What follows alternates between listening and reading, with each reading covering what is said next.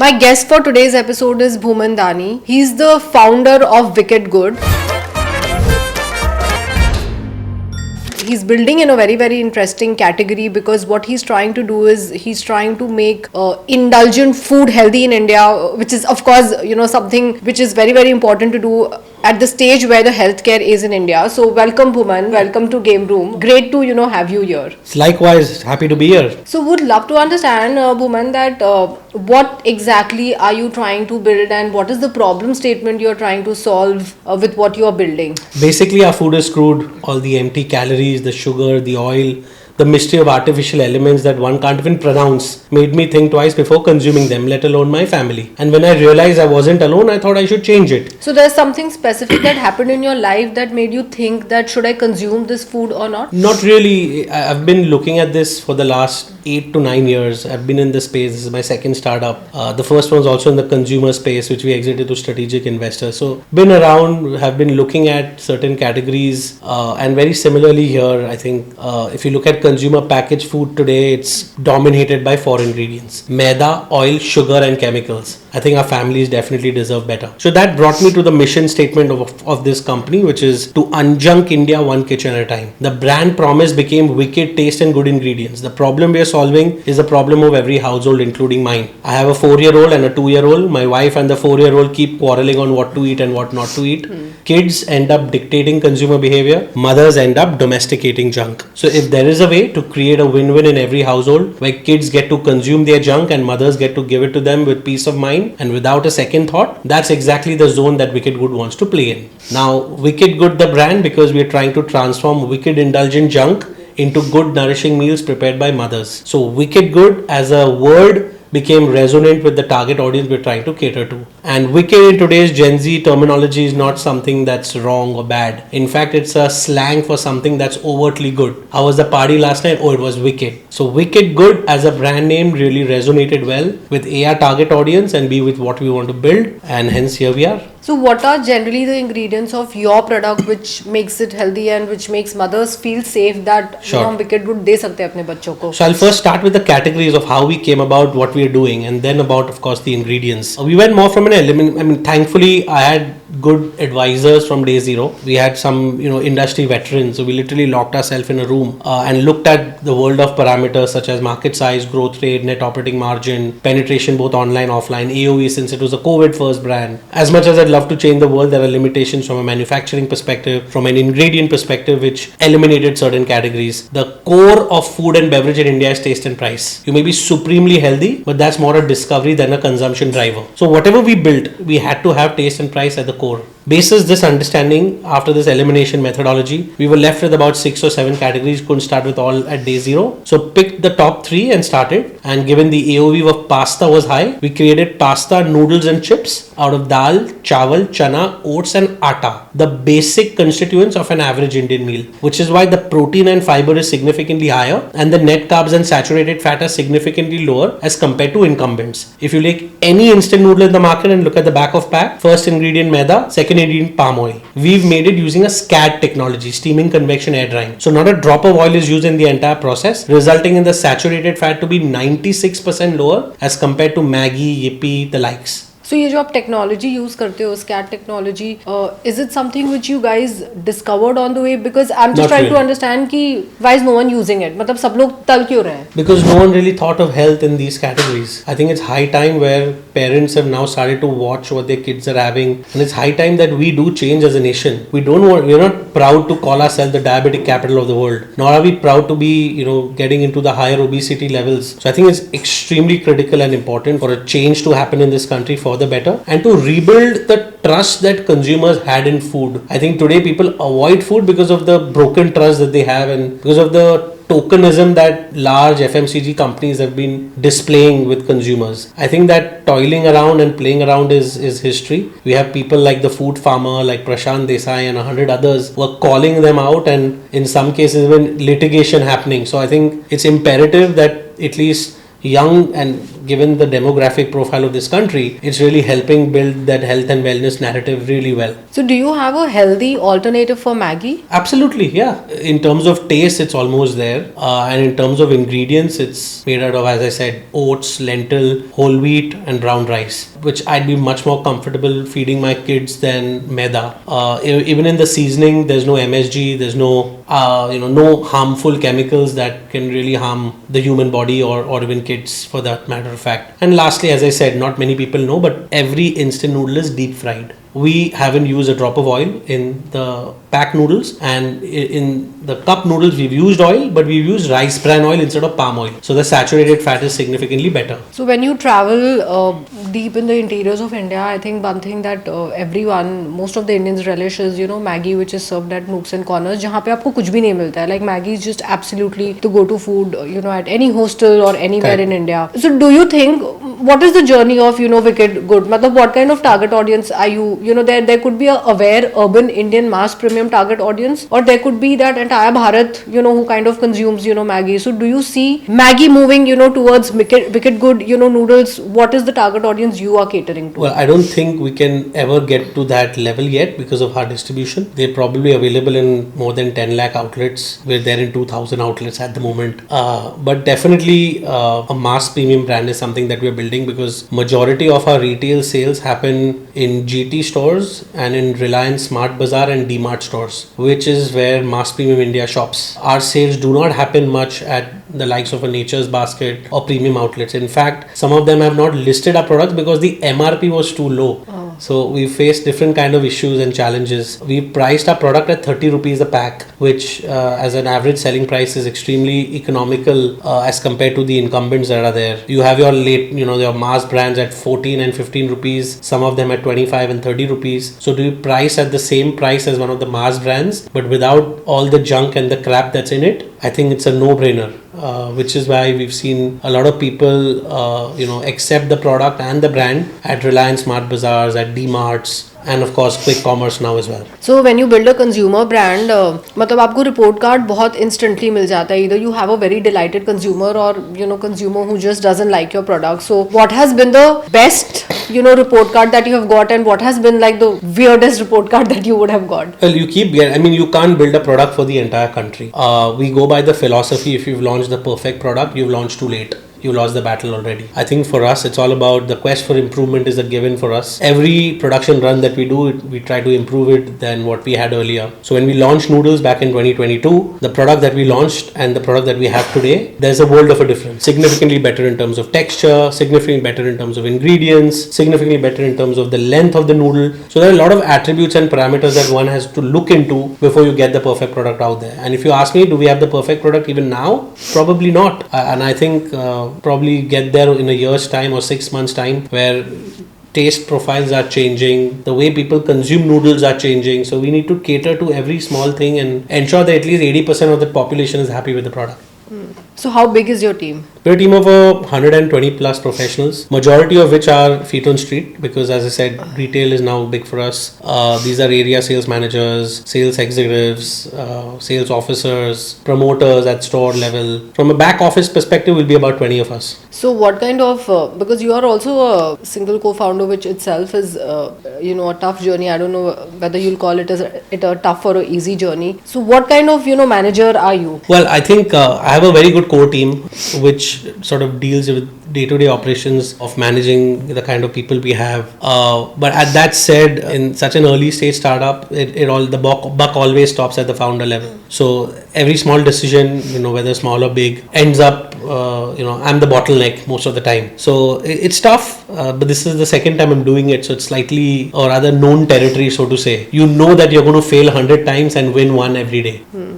So why did you choose to be a solo founder? Do you think it is a strength for you, or do you think this is, a weakness? So my first startup, TGL, the premium tea and coffee brand, I wasn't the sole founder. We were two of us. I saw the positive sides of having a co-founder, and I'd love to have the same co-founder again in this company, but due to some personal reasons, he was busy with his family business, and therefore he couldn't allocate full time. That said, he still is very much part of WickedGud as well. But given that I've seen the entire journey once from start to exit, I thought it'll be easier to do this again with the right core team, of course. And the core team today, if you interview them independently, you'll find them, probably better than me.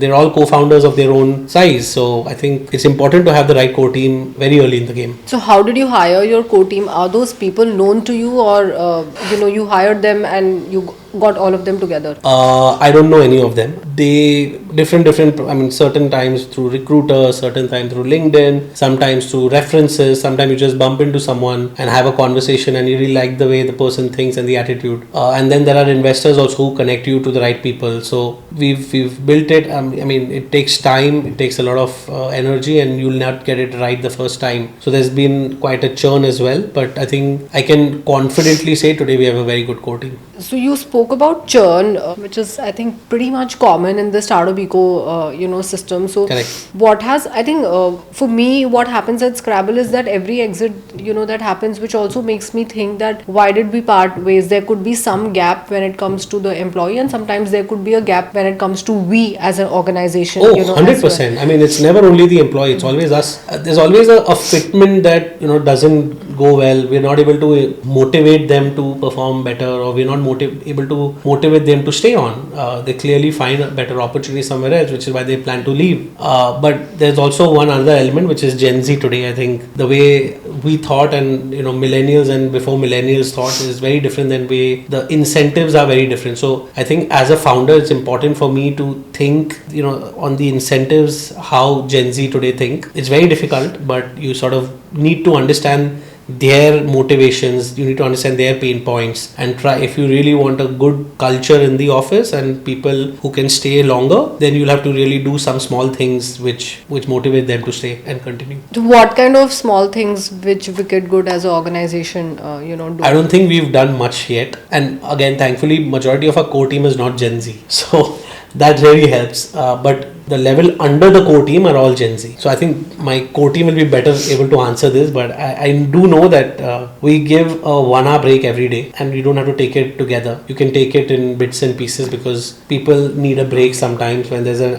very heavy, intense conversation going on or a negotiation going on. You just want to have a smoke break or just a break to just walk and clear your mind out and come back. So we give that liberty to our people. I know a lot of startup founders who are very verbose on coming at a certain time. We've given a 1 hour buffer. So while the start time is X, you can come 1 hour later and then leave hour later as well. So there are small things that we keep doing every month or every quarter. We try to do a small offsite, even if it's a small lunch in the office where, let's say, I sponsor the food. It just helps bonding. It helps understand the problems that are going on. Every Friday we have a session in office. It's like a town hall where you can speak your mind. There are no hierarchies. Anything that will improve the company for the better is completely welcome. Suggestions, grievances, feedback, etc., etc. So these are small things that I think every organization has to do to retain good talent and continue to motivate them. Why did you choose to be an entrepreneur? Because look, I think you have great education. You were in BCG. That was also like a great career path. So what made you move towards this direction? I was actually in BCG by chance. I come from a business family, so I always wanted to do my own thing. In fact, I went to MBA at INSEAD with the intent of coming back and starting my own business. But while I was at INSEAD, I met these so-called amazing consultants, and I definitely looked and after speaking to them, I was convinced that doing that for a couple of years would only help develop certain soft and hard skills which otherwise would take years to develop. And of course, getting into consulting is no joke either. It's probably the toughest interview you have. It's the cravat system of interviewing. So sat for some of them and thankfully got into some, and then I said, okay, let's try this for a few years, and we did it for 2 years, and I came back and started my first venture. So what is your family business? There are different parts. There's someone into stock trading, someone into IT services, someone into woolen manufacturing. So there are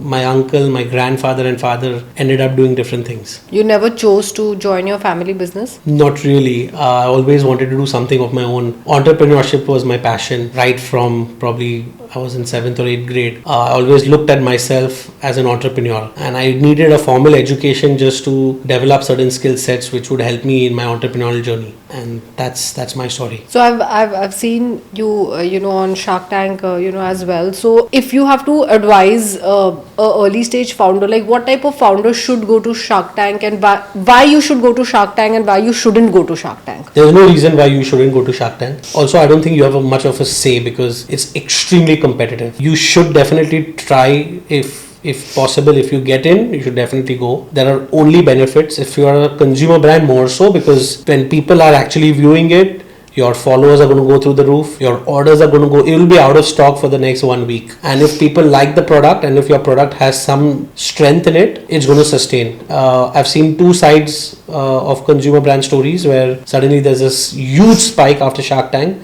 but then it all fizzles off maybe 6 months, 8 months down the line for a variety of reasons. While I've also seen where it sort of spikes, then comes to a normalcy and then scales up again.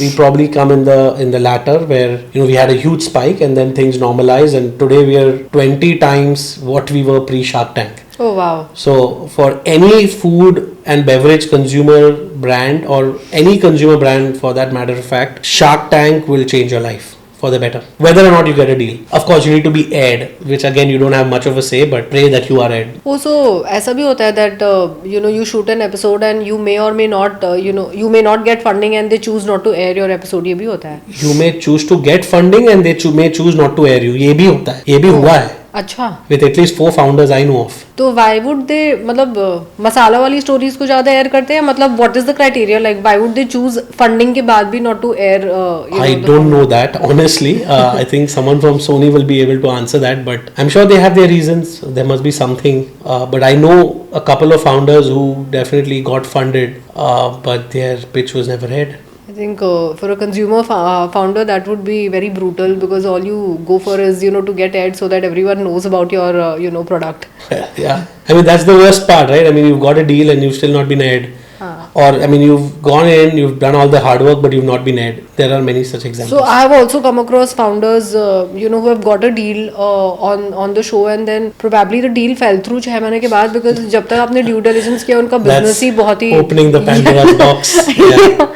Yeah. There are a lot of such stories. I know again a few founders where they've gone through a similar situation. But I mean at the end of the day you have to respect the fact that they do a lot of due diligences, they see a lot of companies, and it's entirely their prerogative whether they want to invest or not.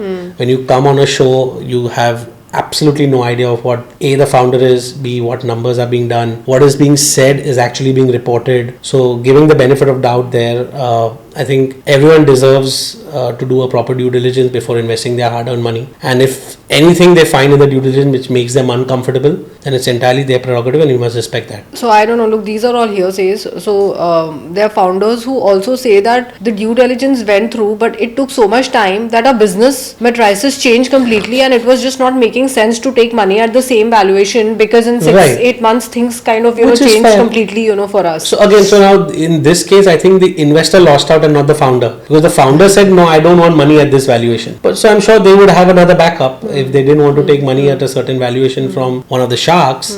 They definitely had another backup who was willing to invest in them at the higher valuation.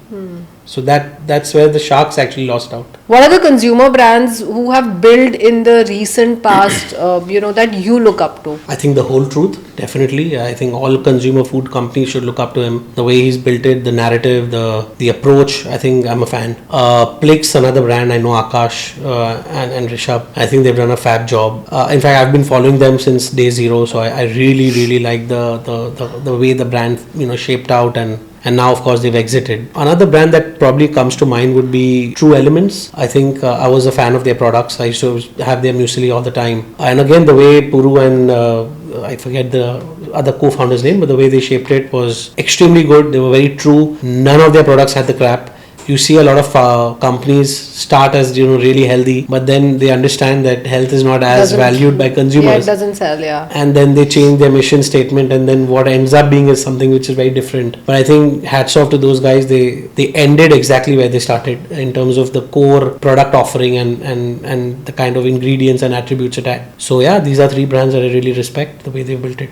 Are you consumer of your own brand itself? Is it consumed very whether I like it or not, every Thursdays we have tasting Thursdays where we keep trying new food products, beverage products, just as an R&D, so that we know what to launch next, etc. And yeah, I'm a fan. I'm a foodie and have always been, and I love my pasta and noodles. So definitely consume them at least once every 2-3 days. So I want to come back to the journey of being a solo founder. So we are 3 co-founders in Scrabble, and I think entrepreneurship is a difficult journey, and having 3 of us just means that you just have someone around the back who's running the same journey, and you're a little less probably lonely, if that is the right word if I'm using. That's right. So Yeah. so how has your journey of entrepreneurship been?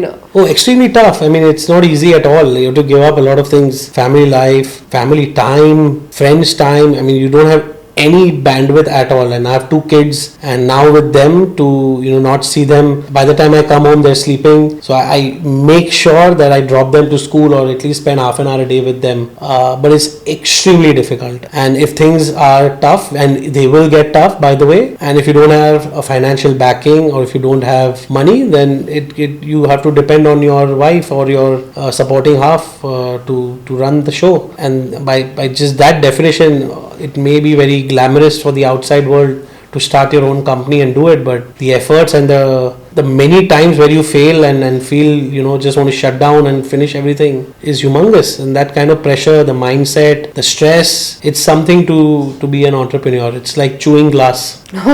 Chewing glass. So tell me, probably I think one moment where you felt that it just makes sense to shut down, and how did you overcome that moment? The shutdown is a bit too harsh. I think now we've passed that stage, but not a day passes where I'm like, what am I doing? Where is this going?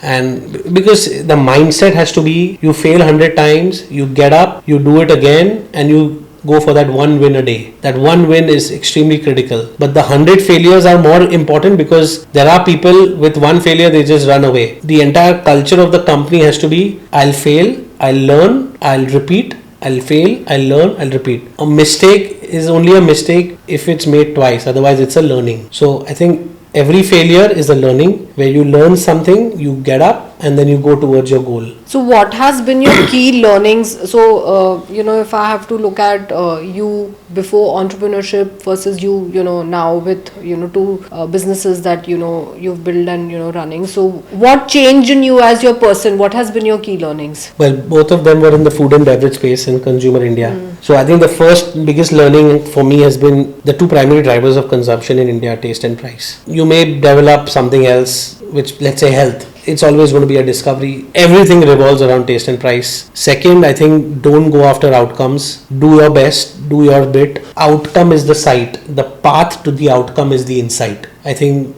understanding that is extremely critical. And lastly, I said it before, if you launch the perfect product, you've launched too late, you've lost the battle. The quest for improvement is a given. Every day has to be better than the previous. There's no other way to excel and get to your goals. So what you spoke about are very objective learnings, but I personally believe that in the journey of entrepreneurship, as an individual also, you keep evolving. So if I have to just talk about the softer aspects, what you were pre-entrepreneurship versus what you are now. So from a softer standpoint, what has been your key learnings? Well, patience. I think entrepreneurship teaches you patience. It teaches you resilience. It teaches you failures, because you're not used to failures, especially when you go to MBA at INSEAD, you go to BCG, you hardly fail, and the kind of people around you are sort of motivating you to do better.